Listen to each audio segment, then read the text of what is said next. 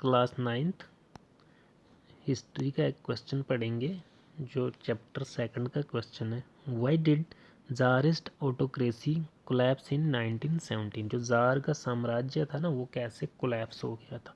तो बच्चों ऑटोक्रेसी क्या होता है ना, इसे एक तंत्र बोलते हैं। मतलब ऐसी सरकार जिसे एक ही आदमी कंट्रोल कर रहा है, जिसे ऑटोक्रेसी कहते हैं। ऑटो का मतलब ही रूट वर्ड है। ऑटो का मतलब क्या होता है, वन, सिंगल।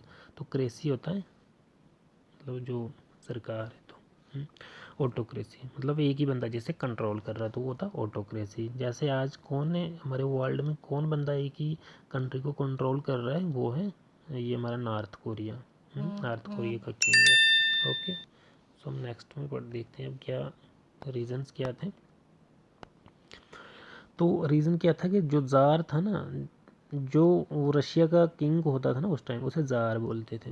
इसने पहले क्या डिसमिस कर दिया, ख़त्म कर दिया किसको, डूमा को। डूमा एक क्या थी बच्चों, पार्लियामेंट थी। क्या थी डूमा,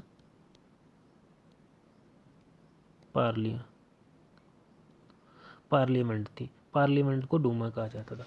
पहले इसने डूमा को ख़त्म कर दिया। ये डूमा बनाई कब थी, 1905 में। 1905 में डूमा बनी थी, लेकिन इसे इस ज़ार ने इसको सस्पेंड कर दिया। फिर 75 डेज़ के बाद एक और डूमा बनाई उन्होंने, लेकिन उसको भी सस्पेंड कर दिया, इसने सस्पेंड कर दिया। फिर तीसरी पार्लियामेंट बनी जिसमें कौन थे, कंजर्वेटिव्स थे, रूढ़िवादी लोग थे, जो उस राजा की तरह सोचते थे, राजा के खिलाफ बात नहीं करते थे। तो उस पार्लियामेंट में अब कौन थे, कंजर्वेटिव्स थे। और जो ये बाकी लोग थे, बाकी जो डूमा सस्पेंड हो गई थी, जो ये लोग थे ये इससे इस राजा के खिलाफ थे, आवाज़ उठा रहे थे। फिर क्या हुआ कि during the First World War the Tsar took decisions without consulting the Duma. जब फर्स्ट वर्ल्ड चल रही थी, तो बच्चों फर्स्ट वर्ल्ड कब थी, 1940 में फर्स्ट वर्ल्ड वार चल रही थी।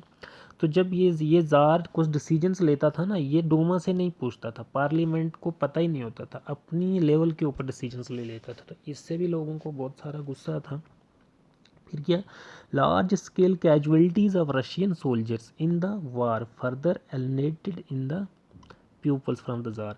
अब दूसरी बात क्या थी कि जो वार में कैजुअलिटीज़ हुई थी, बहुत सारी रशियंस के सोल्जर मारे गए थे। कैजुअलिटीज़ होता मरना, डेथ्स। तो इससे भी लोगों को बहुत ज़्यादा गुस्सा था इस ज़ार के खिलाफ, क्योंकि ज़ार अपनी मनमानी लगाता था और वहाँ का ऑटोक्रेट। फिर क्या होता कि burning of crops and buildings by the retreating Russian army created a huge shortage of food in Russia.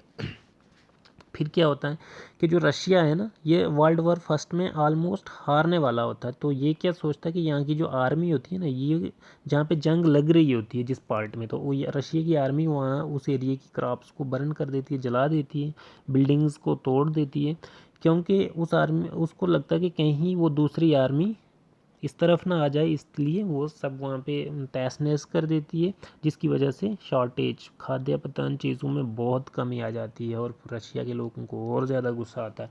यही कारण बने थे कि जिसकी वजह से इसकी ज़ारिस्ट की ऑटोक्रेसी ख़त्म हो गई थी 1917 में। तो सब बच्चों समझ आई क्यों हुई थी। पहले तो उसने एक डूमा बनाई थी, उसको सस्पेंड कर दिया, दूसरी बनाई उसको कर दिया, तीसरी बनाई तो उसमें वैसे ही लोग रखे जो उसी की बोली बोलते थे राजा की, तो बाकी लोग और गुस्सा थे उसमें। फिर और क्या था कि जब वर्ल्ड वार चल रही थी, तो जो भी डिसीजंस वो राजा लेता था वो पार्लियामेंट को कंसल्ट ही नहीं करता था, पूछता ही नहीं था, अपनी लेवल के ऊपर डिसीजंस ले लेता था। तो यही कुछ कारण बने थे जिसकी वजह से इसका साम्राज्य का पतन हो गया था। ओके बच्चों।